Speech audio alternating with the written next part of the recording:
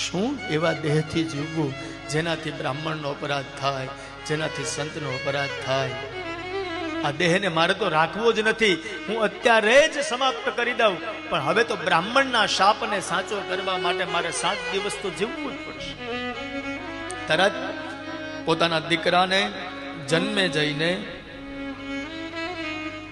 રાજગાદી આપી અને પરીક્ષિત નીકળ્યા છે.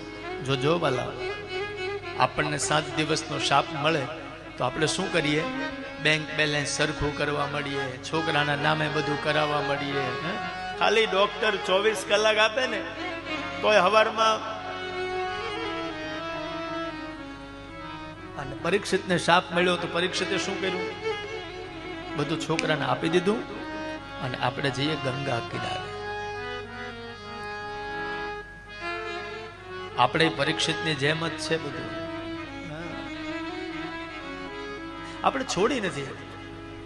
એક વાર્તા મને યાદ આવે એટલે હું કહું, ઘણી વાર કેવું.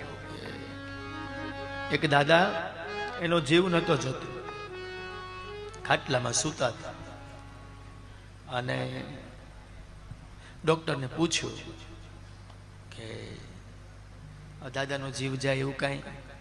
તો કે કંઈ છે નહીં, પણ હવે તમે કહેતા હોય તો કરી દઈએ.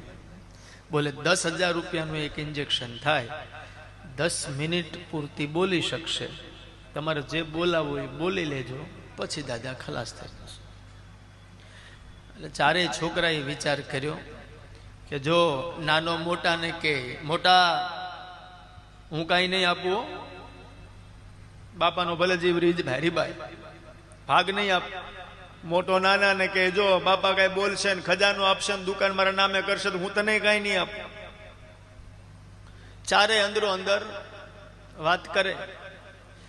પછી ચારેય વિચાર કર્યો કે હવે બધું ગયું ઘરે, આપણે ચારે 2,500 રૂપિયા કાઢીએ, પણ આ એક ઇન્જેક્શન દેવરાવીએ, કદાચ એકાદી દુકાન મળી જાય તો 60-70 લાખની થાય તો આપણું સુધરી જાય. ડોક્ટરને બોલાવ્યા, ડોક્ટરે એક ઇન્જેક્શન માર્યું. દાદા બોલ્યા, મોટો ક્યાં છે? મોટો સામે જ ઉભો તો, આ બાપુજી સામે. બરાબર. વચલો કઈ ગયો? તો કે બાપુજી માથા પાસે. બરાબર. ત્રીજો ક્યાં? તો કે આ હાથ પાસે. બરાબર. ચોથો?